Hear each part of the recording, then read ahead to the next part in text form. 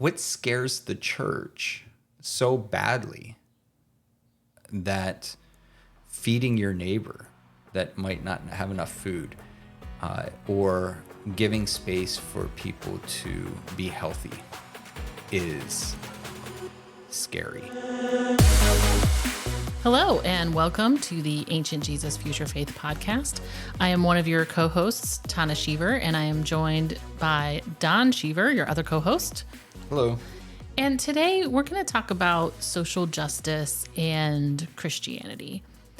This is a phrase that has become problematic in a number of ways to certain types of Christians. And so we wanted to kind of explore the history of social justice and the fracture between people who are Christians and believe in social justice and people who are Christians and think it is a scary phrase to avoid. So to start us off, actually, Don, can you maybe give a basic definition of what we mean when we say social justice? I don't know. I don't think I can. I think everyone has a different opinion because it depends on how you view justice. Sure. I think that if we break it down into its two basic concepts, you have an idea of justice, what it is that I or a group of people view as just outcomes of behavior, interactions, etc. And then you have, which by the way, I think is always evolving, right? Mm-hmm. That we look at laws that we have today, typically, although this year we've set a different precedent, typically more freedoms have been given to people, not fewer. Right. And we would call that justice. Mm-hmm. The social part of it, in all honesty, I think is where the tenuous relationship comes into play with the church, right? Mm-hmm. But social is this idea that a collaboration is taking place amongst the residents and those who make up a community, that there is an agreed upon idea, right? And that's social, which of course, leads to discussions around socialism and other things, right? So I think that as far as giving a definition of social justice, it's the justice that is expected by a community, I think is kind of where it falls, but I don't know that that's how it's always used. Yeah, I think I would agree. I would agree with that. And I would also agree with the assessment that the word social probably triggers thoughts of the word socialism, which we know is considered bad by a certain sect of society. So let's talk a little bit about your sort of faith journey and the moment when this became a problematic phrase for some reason. I remember clearly when you started to read more, not just philosophy and commentary on the Bible, but you also just started studying Scripture more carefully and understanding the context and the history in which it was written.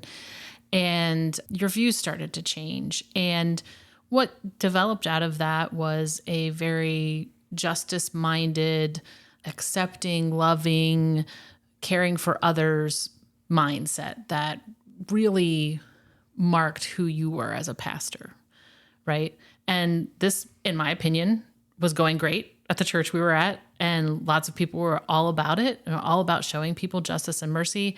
And then there was a little bit of a switch one day. What happened? Glenn Beck. I mean, that's the short answer. So it was interesting hearing you tell my story there. It's interesting to me is that in the midst of my own personal journey of faith and understanding the text, it became more and more clear to me as time passed that if I had the ability or the influence or the power to bring about change that benefited somebody with less of those things, then it was my obligation, according to Scripture, to do something. Right. And Scripture just seemed to handle this as a matter of fact of life.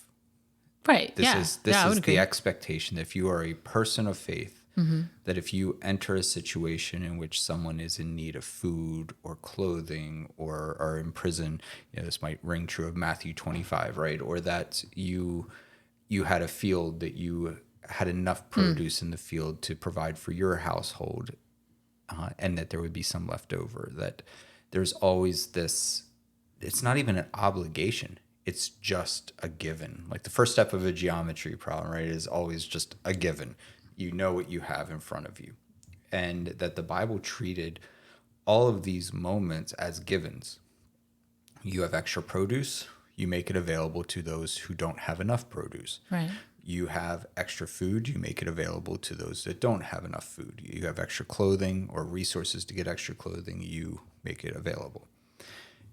This is, and this became, I think probably the phrasing I used around it was biblical justice, right? Because I didn't see that in the world as a whole, right? I didn't see that as being the expectations of the world. Now, at that time, I wasn't nearly as political as I am now. And so maybe there was a lot of those conversations happening and I just wasn't privy of them and therefore assumed they weren't happening. Sure. Yeah. Okay. But I realized that there's a deep sense of beauty that existed in Scripture that was constantly taking a look at what you had and evaluating what others had and trying to make it right. And by make it right, I mean provide for the needs.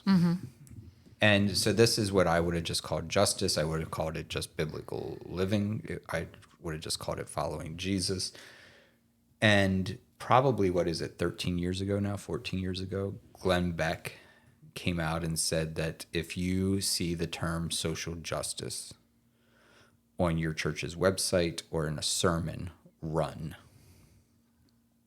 And I had a book on my shelf that had it was called like the Social Justice Handbook, and it was put out by our denomination actually at the time. Oh, I didn't know that. Or at least celebrated by the denomination, whether or not it was an official denominational book. It was a pastor from within the denomination that the denomination celebrated, etc.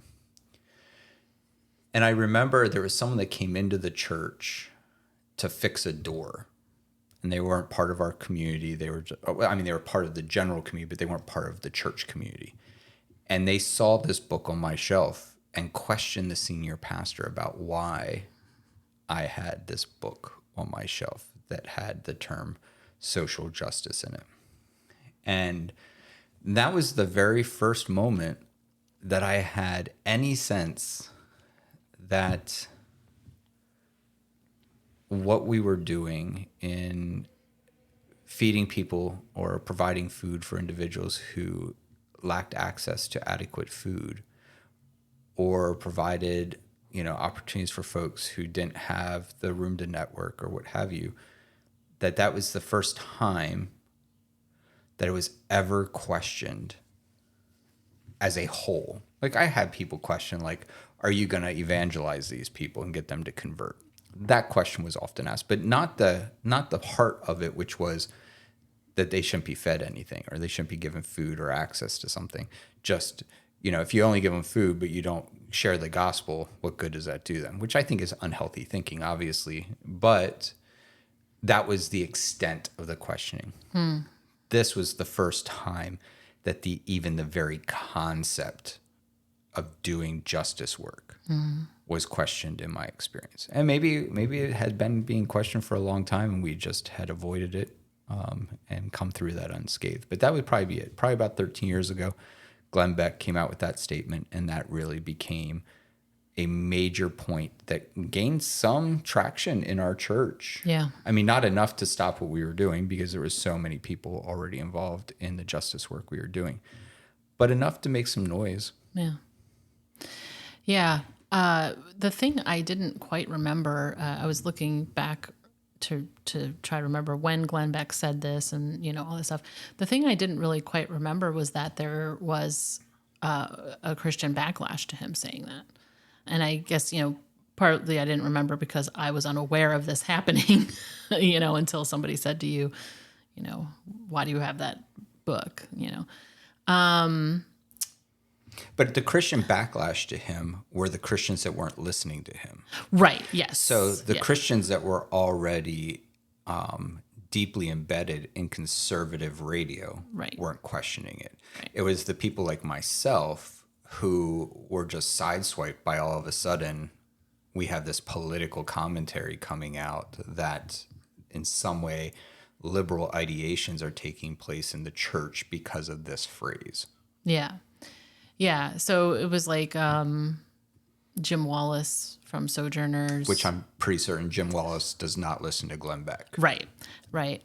And you know, looking back on this, I have a feeling some of it was precipitated by Jeremiah Wright, the pastor that was the pastor of Obama's church. Mm-hmm. And so it was a backlash to Obama, like, well, he can't possibly be a Christian. Well, look, nope, he isn't actually, because look at what's happening in this church. That's not Christian. You know, it was very much a no true Scotsman kind of a thing. And so it became, rather than people having a difference of opinion on what. I think we should investigate what the church that Trump has attended his whole life. Oh, wait. That's probably going to be complicated. Yeah, probably. But yeah, I think it was like well, how dare Democrats act religious kind of a thing, you know, Sure.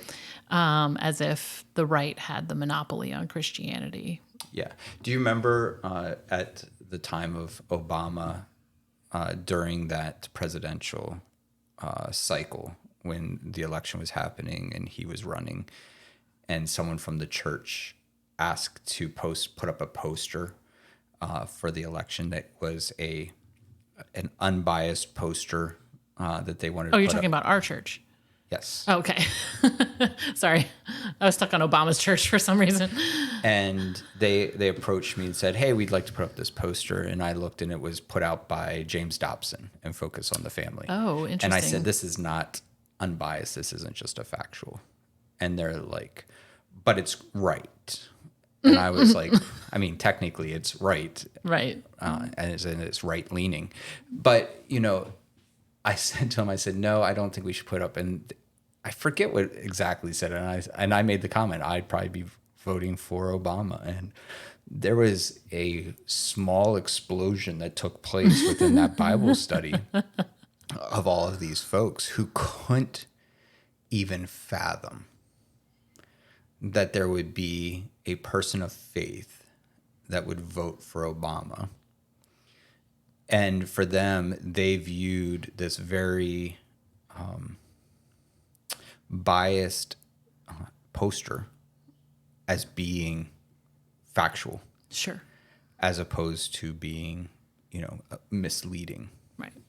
And so I think, honestly, I would tie all of these really together in a lot of ways, right? Sure, yeah. The social justice thing, and kind of pulling back to what you were saying about kind of a reaction to Obama's election. And I really feel like having a black man in office was evangelicals lost their damn minds. Yeah. Yeah. Absolutely. And I think they would deny that it was because he was black. Of course. But yeah, so the social justice piece, you know, Glenn Beck, he introduced that concept. And I would say that concept has just continued. Yeah. And we're still dealing with it. It's just changed its language. Right. Absolutely. And so today we use the term woke. Right. Right. And the church is using this term woke in the same way, I would argue, that Glenn Beck used social justice. Right. So, Tana, what is it that you think is so terrifying to the church? 13 years ago with social justice, or today with using the word woke? What scares the church so badly that feeding your neighbor that might not have enough food, or giving space for people to be healthy is scary? I don't think a lot of people would admit the more nefarious motivations there, like racism, other types of bigotry, like queer phobia, Sure. things like that. I think that a lot of that is at the root of it, and things that feel like they're outside of the accepted ways that we've been doing things kind of a deal. It's scary because it's unsettling their, viewpoint of the world. I think also the entrance of right-wing politics into religion is what caused a lot of this to amplify over the years. And so certain political beliefs have gotten wrapped up in with religious beliefs, and people can't untangle them now. Sure. So it's like, well, I as a Christian believe in helping the poor, but I'll do it. I don't want the government doing it. Yeah. That, you know what I'm saying? I think there's a lot of that. I think there's another piece too, and I'm going to ask you a question to see if maybe we can kind of dig into it together, is that, do you remember early on when we had started doing justice work back in, I think probably 2002, 2003, we really kind of, a lot of it started, a lot more of it started, at least for us. Mm-hmm. Do you remember what the guardrails were in doing those things within the church? The guardrails. Are you talking about church capital C or the church we were attending? I think they went hand in hand, but sure, church capital C. Oh my gosh. What would people warn you if you gave someone $5? Oh, right. That they're just going to waste it on drugs or alcohol. Right. So when we first started doing justice work, the biggest thing we came up against was becoming we had to be the moral compass. Oh, that's right. Yeah. Right. And so we only gave to people, and I think we actually touched on this a little bit back in our holiday guide for giving. Oh, yeah. Right. Mm-hmm. But I think early on, a lot of people's concerns were, well, if you give that person $5, they're just going to go spend it on alcohol. Mm-hmm. Do you remember that? Mm-hmm. And I think other people would do the thing where, well, that's great, but if they don't have salvation, it doesn't matter. Yeah. So I think a lot of the guardrails in the church were, it's okay to feed people, but only the right people. Mm-hmm. It's okay to take care of the needs of people, but only if you ensured they were going to use those things in the proper way. Right.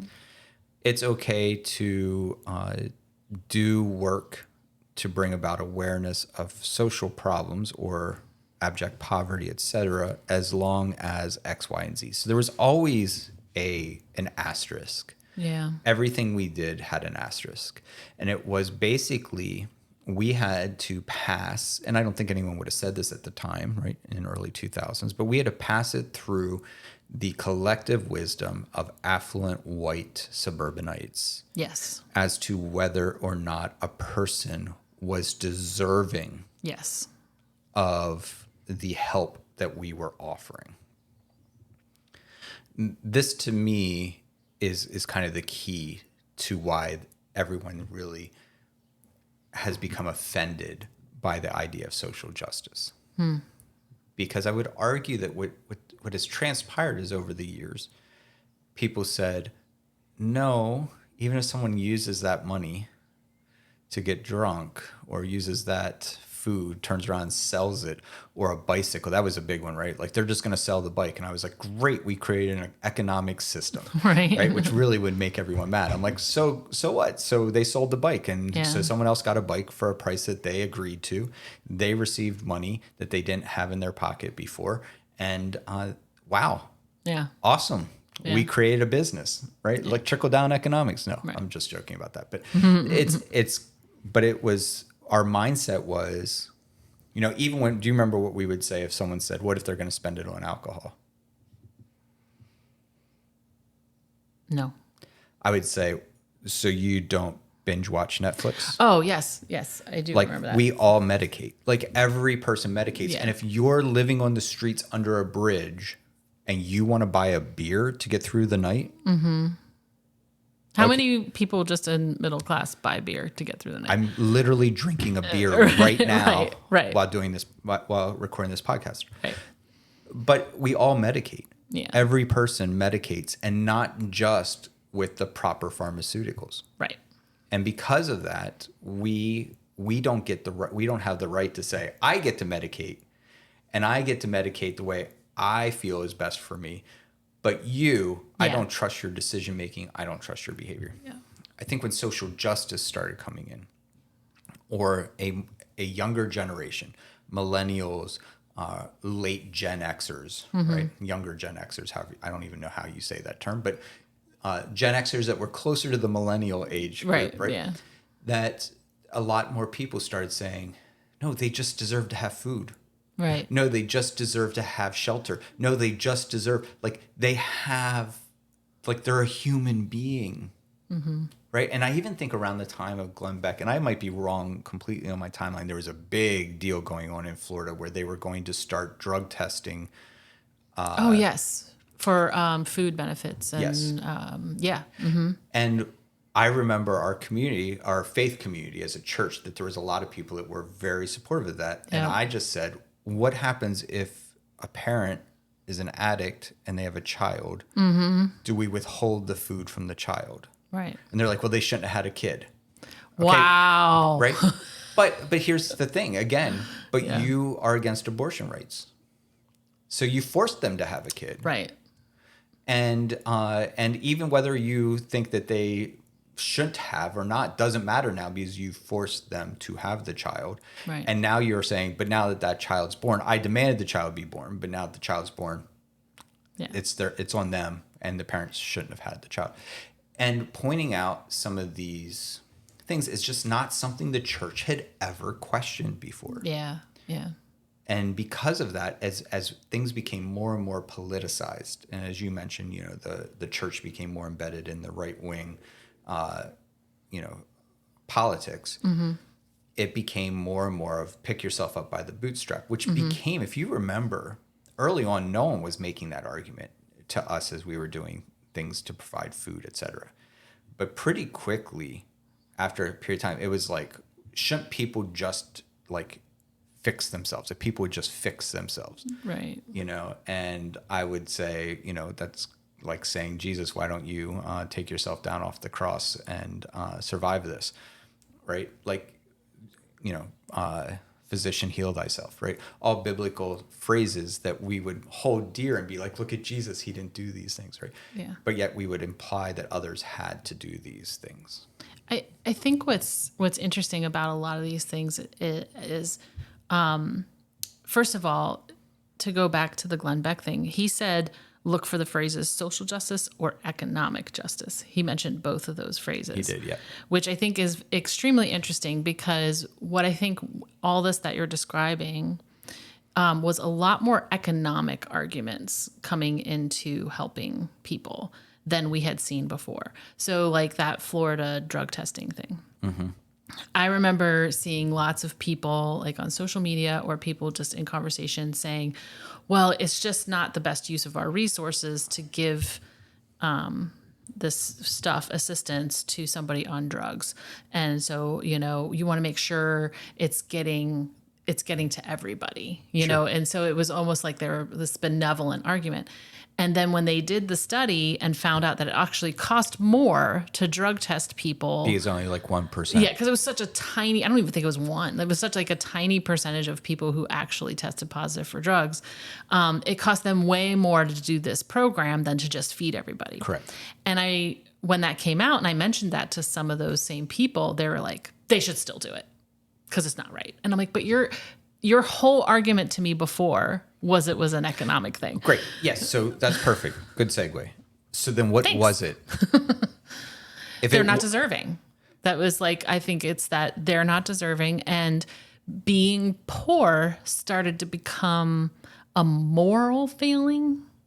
Yeah. I don't even think started, but Yes, got maybe okay, more fair. mainstream, had more mainstream acceptance to that idea. Yeah, that it was a moral failing rather than a systemic failing. And I honestly think that a lot of the reason why a lot of people will cling to that idea is because it's more palatable, because it relieves them of responsibility of like, oh, I participate in the system, or maybe I even perpetuate this system. It also allows them to say that's their concern, not Right. that they're racist or just like homophobic or wash what their have you. hands of it. Yeah. Right. So how then would you say this relates to wokeism? Well, I think it's like what you said earlier. It's just a different. It's the phrase. But it's not about economics anymore. Oh yeah, now it's the culture wars and. Right. It's about race, Yeah. gender, and sexuality. But I kind of think it's still about economics. I think they're just hiding it better. I mean, everything is about the children, supposedly. And I just think that's a cover. Like Glenn Beck, when I was looking up the original thing from Glenn Beck from like 2010, I saw that he had a more recent thing in 2022 about how woke infiltrated the church. And I was like, oh, this is probably just a continuation of yeah. what he did, what he said before. And he had a guest on who was a pastor, a reverend from Zambia named Vodi. Okay, hold on. Wait. Time out. What? I glanced over at your notes, and just in the middle of the paper, there's one sentence. I'm not reading it. I was mad. I will. I was yelling. So I want you all to know the righteous indignation of Tana, because right in the middle of the page, as I look over, it just says, "He is a dick." I actually think that sums it up quite nicely. But go ahead on with your more. I yelled a lot at YouTube yesterday. So this Vodi Bakum was saying that we're experiencing judgment right now, as Christians, from God. Okay. So the world is not just Christian. Okay. Yeah. And then they talked about how the Obergefell decision that allowed same-sex marriage. They said, oh, back then we were told we were being too alarmist about the slippery slope, but the slippery slope has happened, and they were just making stuff up and saying like, well, liberals are okay with pedophilia, and there's just so like they were acting as if like every liberal was just like, cool, yeah, abuse kids, no problem. And also that every single LGBTQ plus individual was a pedophile. And it was just this awful. And I think that's what we see going on with all of these conversations is like all the trans stuff, all the drag queen stuff, all this stuff is like, but what about the children? But if they actually cared about children, then they would do something about gun control, and they would do something about a lot of other things. And so to me, it's another like red herring. Like we're concerned about children, but what it actually is we don't like this. It makes us uncomfortable. It's not in our norm. Well, and I think some of this is a loss of power.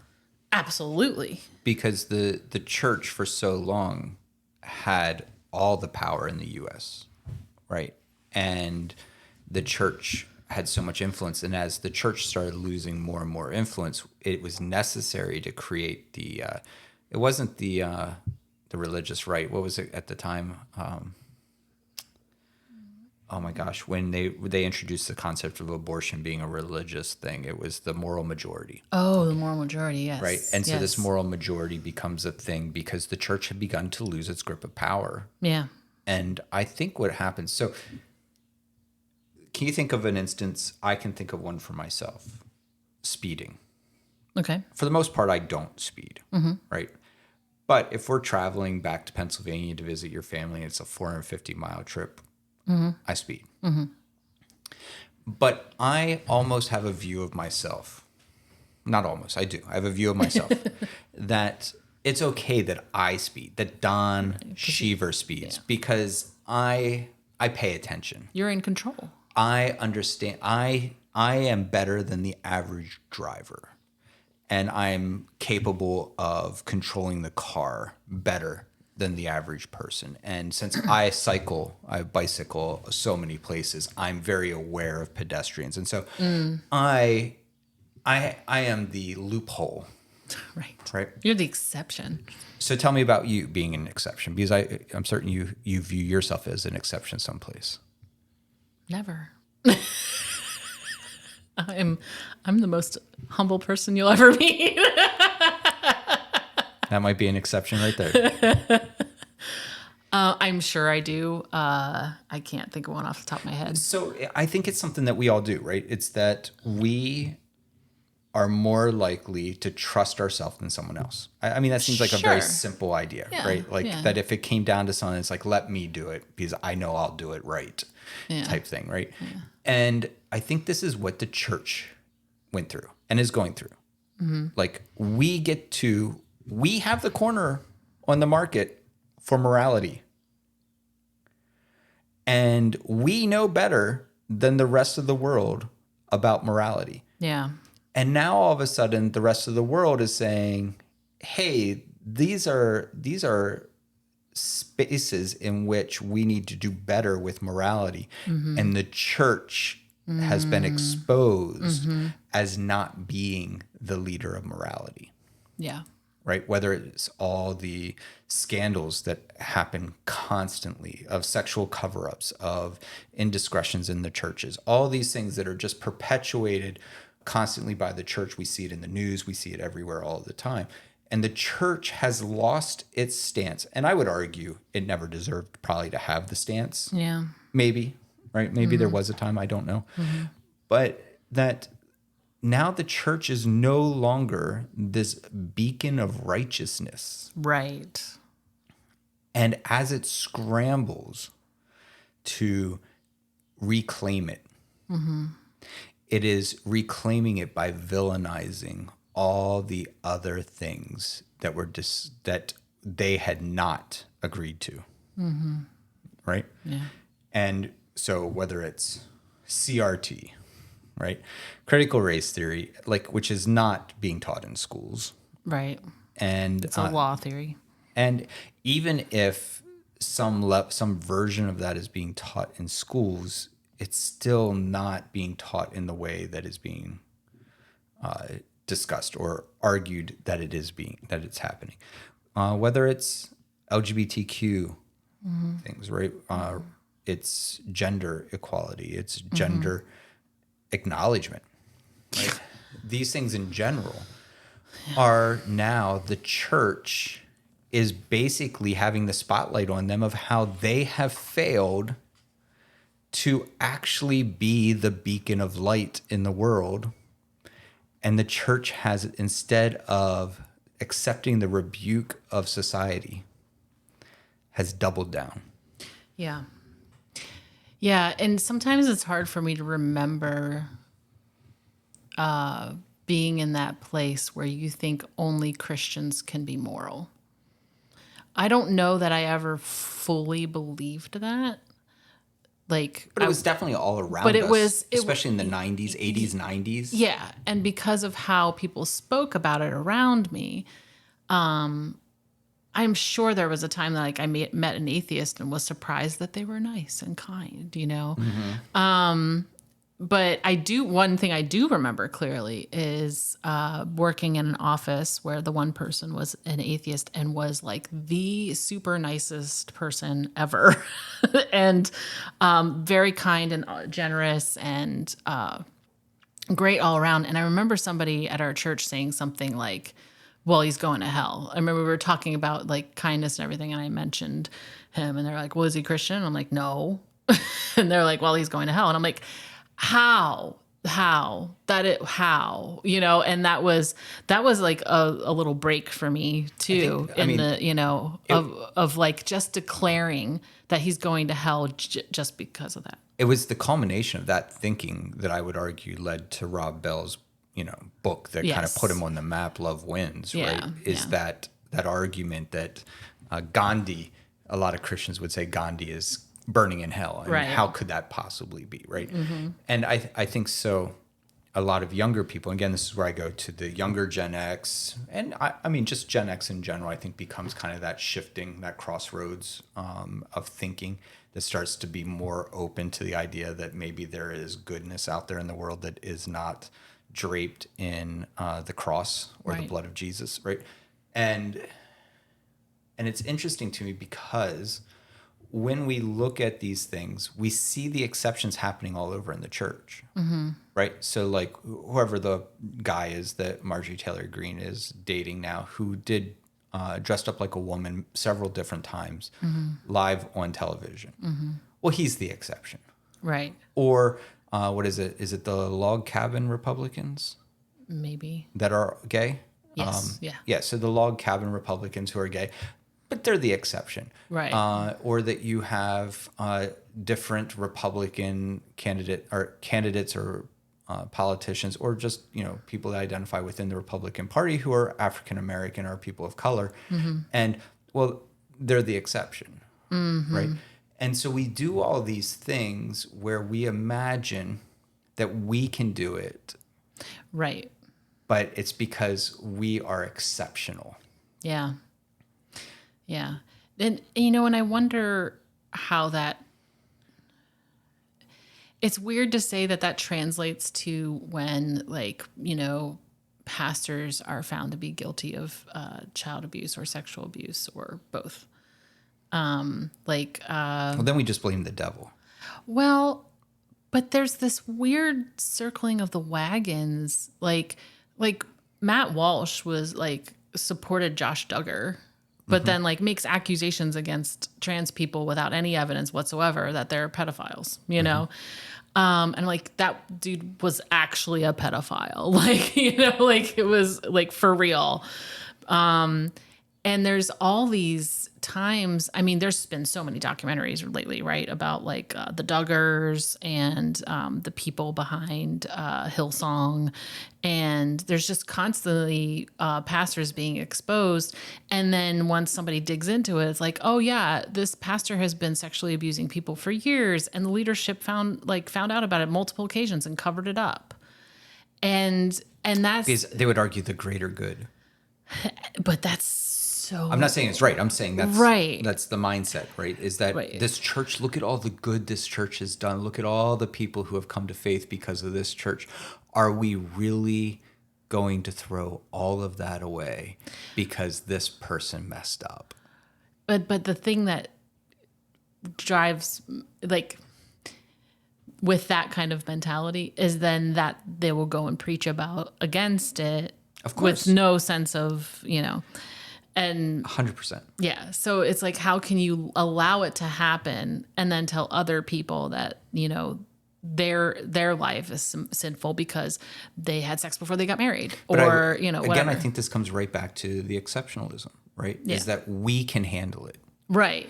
We will address it privately. We will take care of it privately. We will handle it in-house and it will be fine. Right. Because we are uniquely equipped, and I think a lot of times they would say by God, to handle such a situation. Or this is just God testing us, or this is the devil attacking us, and it's so therefore it can't be true.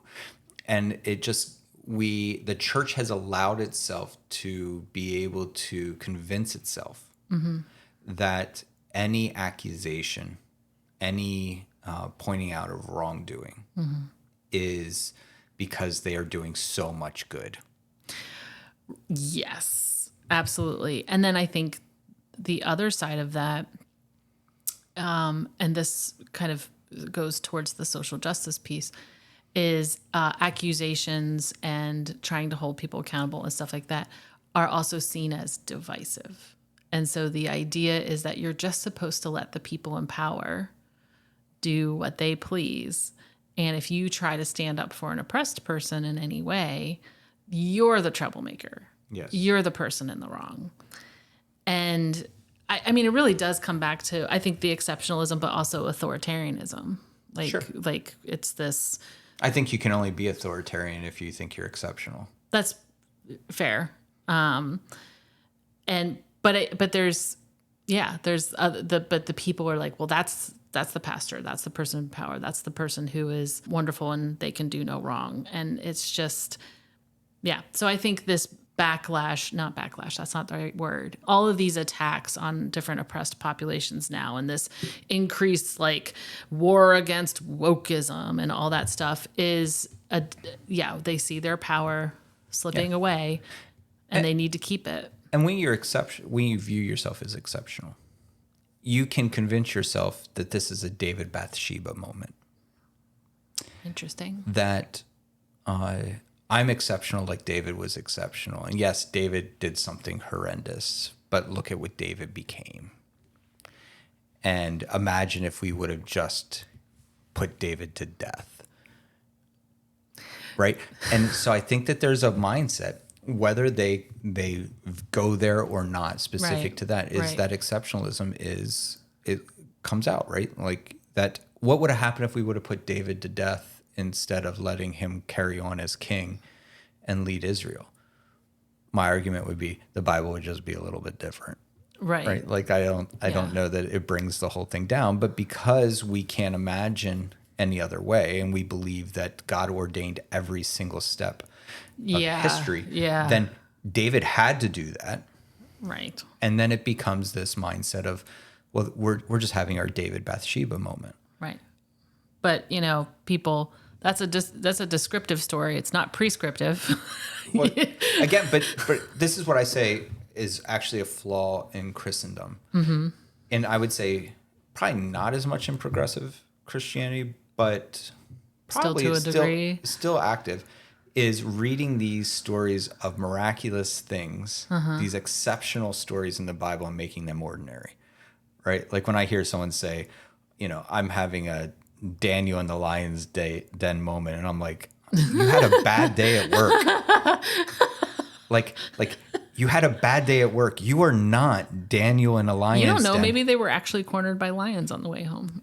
Even so, you're still not. The government hasn't publicly attempted to execute you. Right. Yeah. Right. Like, so no, you still aren't.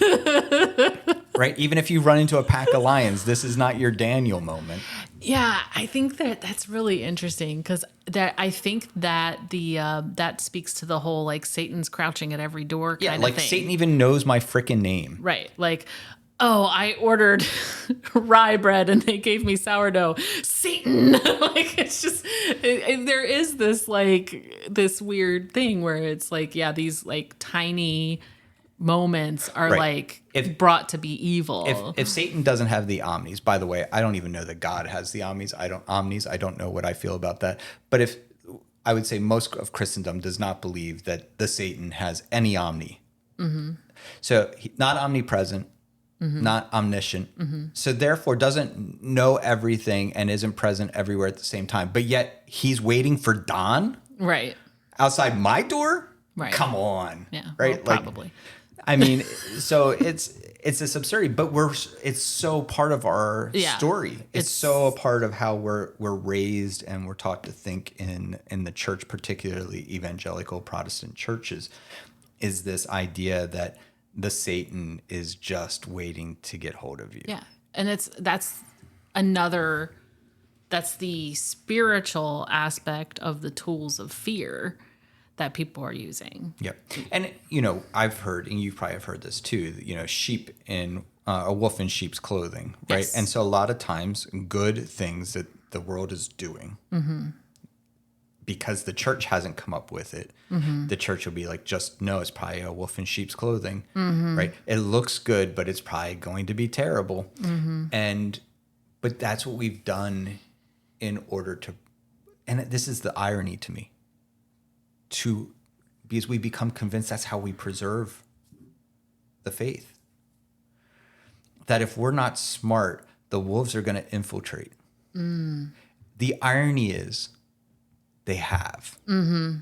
We just disagree on who the wolves are. The wolves have penetrated or infiltrated, and it's because the wolves walk in wolf's clothing, but are like warning about the rest of the wolves that are coming. Just so you know, all Right. these wolves are going to be coming, and the Right. wolf then wanders around among the sheep, eating one or two. But I'm the exceptional wolf. and honestly, there's 100 sheep, and I only eat one or What's two. But those sheep or those wolves out there on Yeah. the perimeter, they're going to eat all of you. And so, yes, I might eat one or two every now and then. Yeah. But aren't you grateful that you have me here to tell you about? And I think Donald Trump is that exact thing, right? Oh, yeah. Is that he is that wolf in sheep's clothing. And I don't even think he's bothered to wear sheep's clothing. No. And he's just like, I'm going to stand in the midst of you. I'm going to slowly devour you. And while I'm doing it, I'm going to make you thank me that I'm keeping the rest of the wolves at bay. And you go, yeah, I wish he didn't say some of the things he said. And yeah, he's kind of gross up when or towards women. But, you know, he does a really good job at pointing out all the dangers of the other wolves. Yeah, and I think the more extremist elements of that line of thinking are so concerning because, you know, I just saw a thing the other day where people were interviewing Trump supporters, and the one guy was going on and on about how much he loved God and Trump. And then, you know, the guy was asking a bunch of questions about the indictments and all this stuff, and then said, is there anything Trump could do to lose your vote? And the guy was like, no, I don't think so. And he was like, what if he was on the steps of the White House and murdered someone and like right in front of everybody? And he was like, no, I'd still vote for him. Yeah, I saw that interview, and then that ended the interview, and the guy just walks away. Yeah. Yeah. Yeah. Like, but this is the thing, right? Is that we would rather, what is it? You know, the enemy you know versus the enemy you don't know. Yeah. And we've twisted that, right? And we've made it that it's better to have someone like that in our midst than it is to have someone on the outside like that. And we can even convince ourselves then that God sent us that person. Yeah. Right. So we're almost out of time. We're getting close. Okay. So the one thing I don't want us to do, what should it be? What should what be? Instead of being afraid of social justice and afraid of wokeism, what should the faithful be about? You know, And what's a biblical understanding of that? I actually think that would be an excellent thing to explore in multiple podcast episodes, which we have in a little bit in past episodes. But I wish more people would actually study the Bible instead of listening to bombastic preachers. Because there have been lots of preachers who have kind of changed their ways to protect their jobs, and lots of preachers who have lost their jobs because they weren't Trumpy enough for their congregation. And I think there's a lot of pastors who actually don't know scripture very well, and they want to keep their power. And so they're preaching fearful things and hateful things. And I wish people would do a little bit more investigating, you know, a little more Bible study, and start to actually see, like, you actually read who Jesus was, and it's so incongruent with the face we see of evangelicalism today, like the thing we see the most on the news and, you know, things like that. Yeah, I would say, obviously I agree with you. I think the church needs to study the Hebrew Bible more. Yeah. Yes. Yes. Give Paul a break. He's exhausted my from gosh. you just flipping through his pages constantly. Yes. Give Paul a break. Leave him alone. Let's turn to some Gospels and let's turn to some of Torah. Right. Yeah. The thing that I often point out in these conversations is that when the Bible calls us to do justice, it calls us to do it without any bias. Right? Leave the corners of your field. Right. For who? Anyone. Whoever passes by and needs some food. Oh, but what if they actually are going to turn around and sell that food and and use it for something nefarious. Well, that's on them. So you leave the corners of your field for the poor and the sojourner. Doesn't matter who they are. Don't even matter if they're an enemy to the people of Israel. You leave the corners of your field. You see someone who is hungry, you don't say, how'd you end up hungry? And then I'll determine whether or not you deserve food. Or let me make sure you live in my zip code. Or let me make sure you haven't gotten food from someone else. It doesn't have that. It's just you feed them. Yeah. Right? And even when we read passages like in Leviticus 19, where it talks about loving your neighbor as yourself. It talks about leaving the corners of the field there, but it also talks about ensuring that the people who lack power, that their voice is still heard. And make sure that someone who is affluent gets a fair trial too. Right. Right? That the Bible does an amazing job at removing bias from the decision making that comes into play for many of our modern society. And I'm not even saying just conservative Christianity. I think we all have a bias when it comes to helping someone. Yeah. And we determine their worthiness. Yeah. And the Bible is like, if you have extra food and someone doesn't have enough, if you consider yourself a participant amongst the faithful, you give your food. And listen, none of us do that perfectly. Sure. The Bible actually implies that if you have a spare coat and your neighbor doesn't have a coat, that it implies, I believe it's in Malachi or Micah, one of the M prophets, that it implies that you're stealing from them if you don't offer them your spare coat. That's some powerful stuff.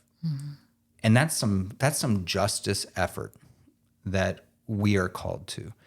And instead, what we have done is tried to determine who is worthy of our extra coat, who is worthy of the extra food in our cabinets, or the extra money that we have, the affluence, the power, who is worthy of those things. And we always assume that we're the best decision makers. Yeah. And we don't take into account people's circumstances or situations. And we do the same, not just in economic situations, but we do the same in relational situations. Judging who is deserving to experience love. Yeah. Determining who is deserving of experiencing companionship and grace, and who is, it just goes on. And it's not biblical. Yeah. And if you're a listener and you think that you can make a case against what we said today, I'd love to have you on. Yeah. I'd love to discuss it with you.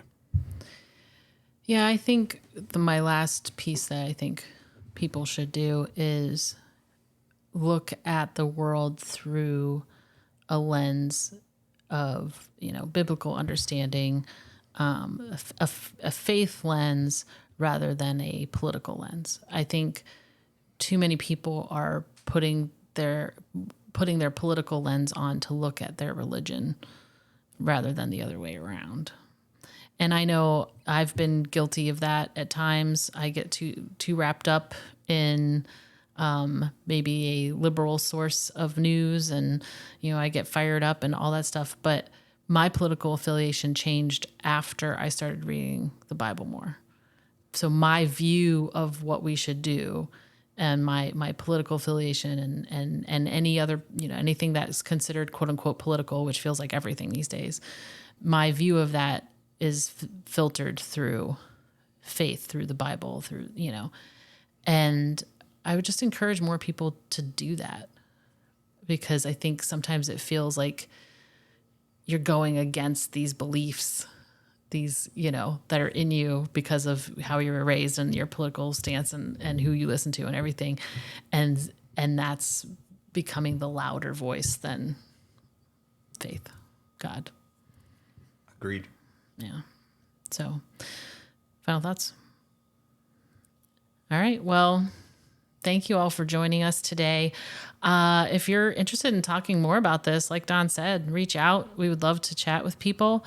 I think this is really important, so would love to hear from you. Would also love to hear from you if you have any suggested topics you'd like to hear us talk about. So, so you can reach us on all the socials for that, or you can email us at info@ajffpodcast.com.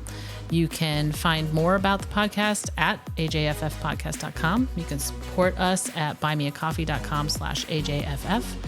And I think that's about it. We'll see you next time. Thanks. Go be woke. Bye.